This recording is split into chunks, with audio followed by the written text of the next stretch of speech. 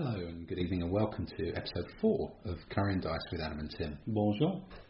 Oh, very continental, very art de la Guerre. Yeah. Do you think it should be, because it's quite, it's not quite interesting, I'm just talking because it's a podcast, but some people refer to it as ADG, some people refer to it as ADLG, and other people haven't really worked out this whole acronym thing and just call it Art de la Guerre. Well, I'm a bit conflicted because Art de la Guerre sounds good. You know what I mean? It's like this. It's got that sort of like French thing going on. But for your acronym, I think ADLG scans better. But they are ball games rules, so the law does say it's got to be 3 letters. So normally the middle letter is a tiny one, isn't it? Yeah. Flames of War, yeah. Art of de la Guerre or something. So possibly. I'm willing to break that rule because ADLG just scans better. No, we could go all sorts of weirdness.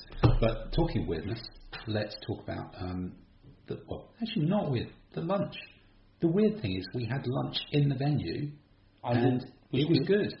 It's the mirror image of the Wayland Games experience, which remember from a while ago. Anybody who's done a tournament at Wayland Games, they're still glowing in the dark. I'd prefer it if it was cold out of the freezer. Microwave burger thing. But this was proper Sunday lunch. I think I might have had pie, all the trimmings, all the veg. Mm-hmm. I even had a decent pint of ale with it. Yeah, that's the joy of me driving, I guess. Designated driver. Some orange juice and lemonade, sir. Yeah, I suppose I did. Wasn't that lovely? And in game 4, which we were raring for, I think we were going into it top of the table. I think we were. It was a top of the table clash against a Parthian and Hatrine army, and which is basically Parthians with camels, isn't it? Really. Oh yes. The Cataphracts camels. Camelry or something. Yeah. And no pork pies. And I probably should have turned that picture around, but it's a little bit weird. You can lean your head to one side. But this was even for a sort of pseudo-Armenian Parthian type army, our opponents had tried something we'd not thought of at all, which was these big blocks of light horse bow. Yeah. 2 commands with 8 light horse bow, and light horse can shoot in 2 ranks, which makes them almost decent shooters. Yeah. But obviously is 2 units. It's double cost. It's not cheap. Intensive. It's quite intensive, and they still can't really fight toe to toe as well as bow arm cavalry. And again, we had an interesting piece of terrain, which is that steep hill right in the middle, which is handy for us because our opponents did do the classic Parthian cataphract light horse thing, no trimmings. That they went for that. So having a steep hill in the middle of the table that we could done. Oh no, they did have they had bowmen, because this is almost one of those kind of semi-Roman client kingdom things. So they've got some Roman Eastern archers. We had not only did we have a steep hill in the middle, we had someone to fight for it, so we could feed 2 commands against it. And I think there was a very real element of thinking they probably got some of those bowmen. Maybe we even looked at the army list in advance. Do you think? No, I can't imagine that. I did. No. Maybe we saw them in a previous game. Actually, I think we won the first game so quickly that we had enough time to look at the army lists while we were waiting. Okay. So knowing that there was some bowmen in, and knowing that there was a big obvious place for bowmen to go, let's fight them now. Let's put something against them that could fight them. So it was tough it out. Let's throw our Thracians at their bowmen. And the gladiators. It was both of us. Both our rough terrain troops in the middle. Pretty empty table.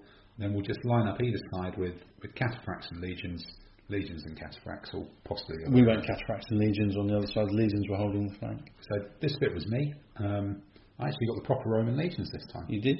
Lucky me. And you got t'other guys. So I seem to have lost one of their commands, but it was cataphracts, it was light horse. We're shoving rough terrain troops onto the hill. Legions, Armenians, Parthians, other legions. It was weird that there wasn't Burton beer. It was Doombar, which is from Cornwall. That's a great pint. Yeah. Can't argue that it's a great pint, but still slightly strange. But here we go. Oh, a little bit of rough terrain. We've got in the rough terrain. High fives. Tag, yeah. Done deal. Mind you, they are looking at quite a lot of cataphract camels, so that's quite a good place for them to be standing. Yeah, cataphract camels, madness. So this is one of those weird things. I can never get my head around how this works. You look and you think, if I move, they move. Surely we'll get to the top first. And you never do. The other buggers are always up there. Did you get to the top first by any chance? No, not at all. It was always the rain of arrow death might be coming down. Yeah, it might well be. And what is coming over the hill is some bowmen. This solid, they're just a solid line, cataphracts, proper legions. We're going to have to fight them. Let's just keep square. Let's do it. Now, do you see what you've written there? Can you say that word for me, please? Well, no one. Say... Kari? I've no idea. I've never known. It could be anything. I'm not even sure whether that's one of the Carthaginian battles, is it? Or is that the one where the Romans and the Parthians... Yeah, that's, I think. The Romans didn't manage to find a steep hill and a river to deploy between, so clearly we're better than Crassus. Yes. Well, and he's dead as well. So that's another big thing we've got in our favour. I don't think he could even drive, really. He's probably not passed his test, so he wouldn't have even got to Burton. He would have had to leave early to catch the train. So yeah, there's the bowmen up on the hill. Here's our stuff. We're quite good at fighting bowmen, but being uphill's a +1 factor, and that's quite a lot in ADLG. But it's the last game of the tournament, It's the last game of the tournament. What are you going to do, eh? Absolutely.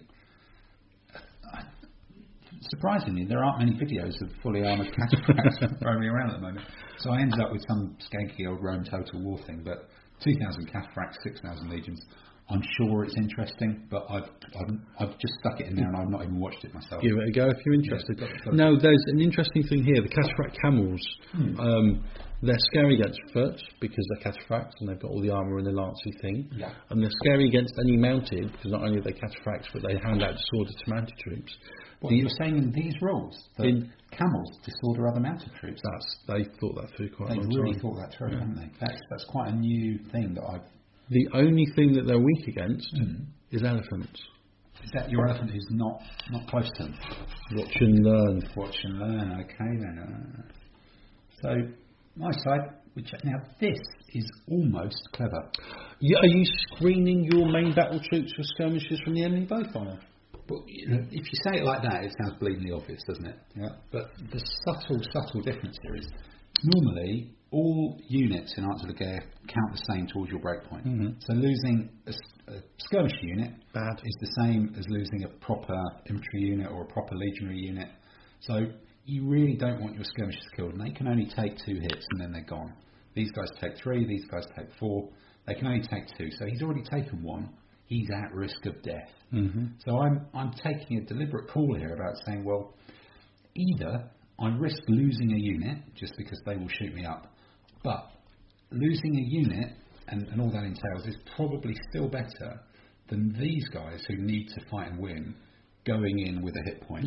So sacrifice a unit to get in solid. Get in solid, that's it. And normally you'd be like, they've got a hit, get them out. Mm-hmm. But this time they were able to die. And they were delighted about that, I'm sure. So here we go. We're fighting in the middle. We're pushing past them here. Cataphracts, everything is just faffing around.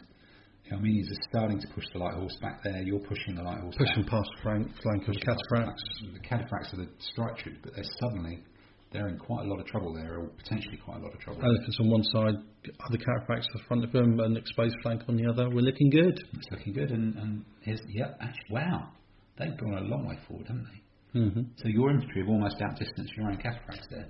Nothing against them to be cautious about. And you've actually managed to you stayed in the rough terrain. This is game 4 and we finally cracked it.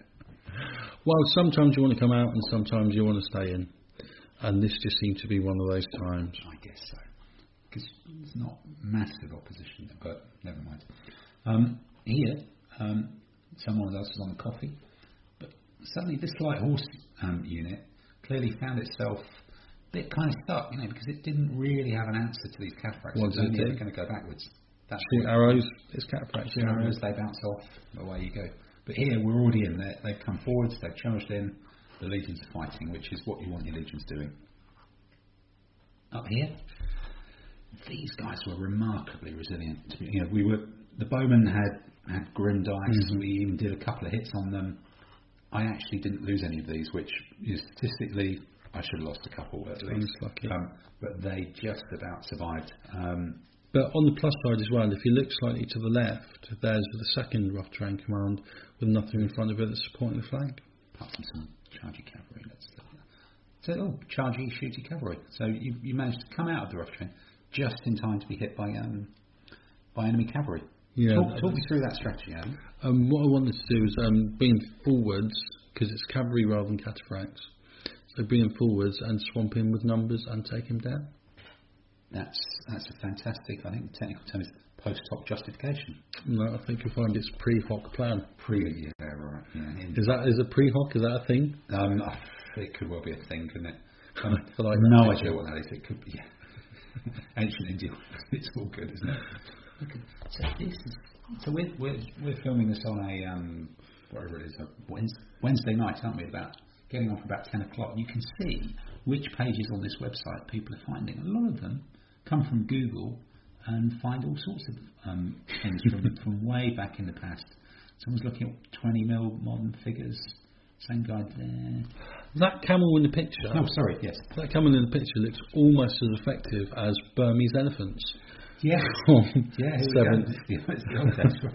So here we charge through the light troops, which you can do, which is fantastic. Speeds up the game no end. You don't have to pull them out and do all faffy around stuff. We're in. They've taken a hit. They're uphill. +1. They've taken a hit. -1. We're at better combat factors. So this is sort of evens, but they're just a little bit more squishy than us. Mm-hmm.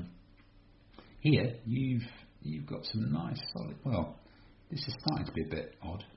That's cataphracts against cataphracts. Bomb takers and skirmishes in front. The legions at the end exposing cataphracts. The elephant's drifted across. Have you been doing the sideways slide? I've been reading the rules. Yeah. You've been reading the rules. I'm doing happen. Yeah. And I've managed to get him facing the cataphract camels. Okay. These shots are those little funny hits. One hit. See my plan there? Oh, hey up.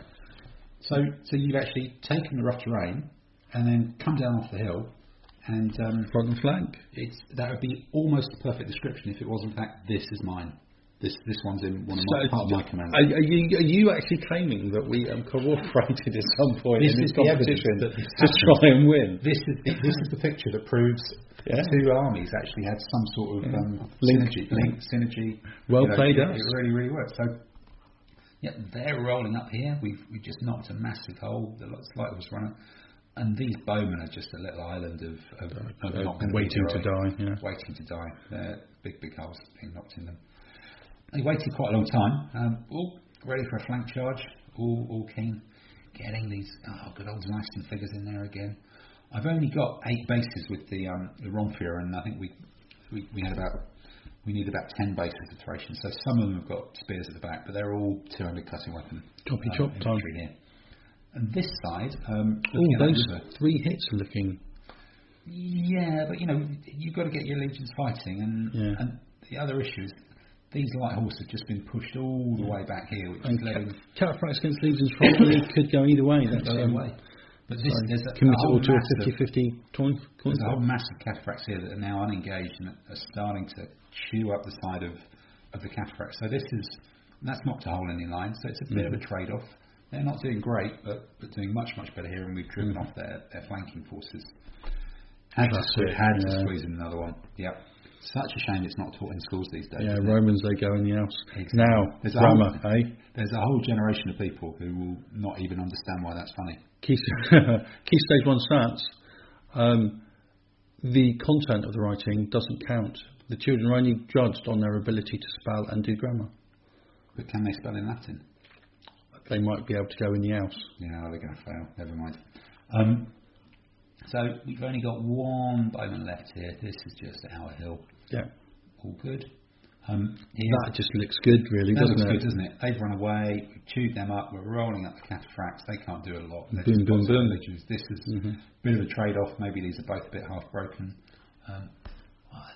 Plastic ones. But that actually illustrates something quite handy about ADLG. See, that's my preferred acronym. That you've got to fight. You've got to make that omelette. You've got to crack the egg somewhere. It's very difficult to have that whole. I'm not going to engage unless I know I'm going to win. You know what I mean? You've got to commit to a fight somewhere along the line. Yeah, your skirmish troops. It's very rare that they do damage from their own shooting. It's not like failing cohesion.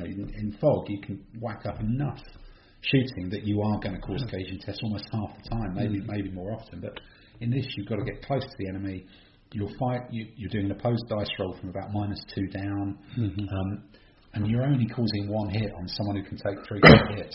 That's not going to break them.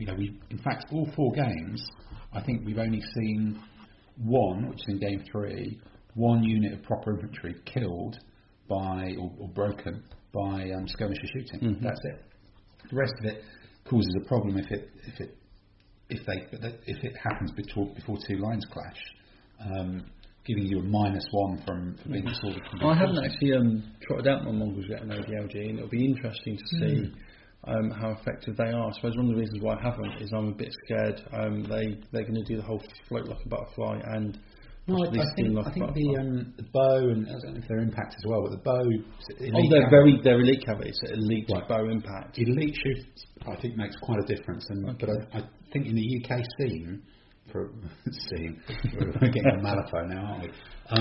In the UK scene, people are still, or the competitions have been themed to exclude those sorts of armies so far, to keep it in the good old vanilla classical period or the high medieval. So I think over the next year or so we'll see more of those armies coming in as people learn how to use them and the theming opens up. So interesting. So here you just nearly pushed all the way past the camel fraction. Yeah, just went through them really and keep going forwards. And over on this side, this is where all those light horse were. They've been driven off the back. There's some spare cataphracts here. Hitting flanks. There's a hole that's been punched through there by the legions. So these enemy cataphracts are suddenly in a world of pain. That one, they're winning there, but here, big hole that used to be a lot of cataphracts. Over your side, yes. So did you actually manage to beat the camel fracs frontally as well? Yes. Wow. Again, I've got elite cataphracts. That could have gone either way. I might have lost some, but it could go either way. But we had flanks, we had overlaps. Yeah, the overlap's important. We both had sides, isn't it? Good things going on. So it's not a massive formation. One overlap there, one overlap there out of 4. That gives you an advantage, doesn't it? Here on the other side, that bowman's still hanging on. The Romans have been pretty chewed up there, but I suppose 1, 2, 3 left out of 5. Still chasing these guys off table. Pretty much trading 1 for 1, but a big net win in the middle. By the time we're going again, it's just let's do the trading. We're going to tuck them up quite quickly. So another mad picture. So that's the enemy cataphracts. They've blown a hole through some Romans, and they're wondering what to do next. They don't really want to go up there into the rough terrain. But the rest of the Romans, the cataphracts, once this one's gone, you're looking at all this space with just that enemy unit in it that really matters. All of that will just be completely our cataphracts, our light horse, knocked a big hole in them there. So Romans kind of done, but the cataphracts are having to withdraw as well. You're really chewing up the cataphracts now. You've nailed that bit in the middle. They're still doing nothing. It's starting to be over, isn't it? Yeah. So they can't do anything. They're just skirmishing light horse. You've got odds and sods to round up here. We're just looking for the change to push them over the edge now. That's not even bothering to try and roll in. It's one frontally. It's all about the game. Yeah, they look like interesting books. And that's it, isn't it? Wow. So that's actually our biggest win of the weekend. And that is, I think that in the system does count as about as good as it gets. Really. That's about as good as it gets. Yeah, that's pretty cracking. So with that, I think we won the tournament. Surprisingly enough. Astonishing, really. What's Hannibal got to say about that? Yeah, just all down to luck, isn't it, really? Well, it's. I think it was down to our classic tactics of lining up in a big long line and going straight forwards. Seems surprisingly effective. It did, but it's not just a straightforward line up and roll dice. If we look at some of these other maps, there's movement. The commands are doing different things. Once they've beaten their frontal opponents, they are engaging with the other commands. Yeah. And I think as a doubles game, having 3 commands each, I felt that worked really, really well as a system. Yeah, it's because you get a full game each. Now you're still going to get some double partners where you've got the bloke that's in charge that's doing all the interesting stuff with 5 commands here, and his mate gets to wait to be told what to do. In the rules, though, in the doubles rules, you're supposed to take 3 commands each. So, and they're all going to be pretty equal sized. It's difficult to give someone all the toys. Whereas in a unit-based game that doesn't have commands, or even a command-based game, it can be a bit more lopsided. But I think the other players seem to like it. It seemed to work. There's a couple of little kinks to iron out. Fair enough. But everybody that I spoke to, and there was only 16? 6 of us, yeah. 16, so 12 people. Everyone was saying that was brilliant. Really enjoyed it. Good. Everyone enjoyed the competition. Super. Well, thanks for coming over. Thanks for coming, Curry. Always a pleasure. We've covered quite a lot of food. We've covered quite a lot of games. Hope the listeners enjoyed hearing about our experiences with ADLG. Yeah, hopefully. Some of them might even have listened to the end of one of these, depends whether it's audio or video podcast. There'll be information coming up either on screen or on the podcast thing about where to see these reports online, but clearly they're on Madaxeman.com. Also, if you've enjoyed these reports... Let me say that again, that's Madaxeman.com. That's very good. You've learnt it. If you've enjoyed these reports and you see anything in this sidebar that you want to buy, ka-ching, click and buy it. That's the way this site works. And other than that, thank you very much. Thanks for listening. Thank you. Good.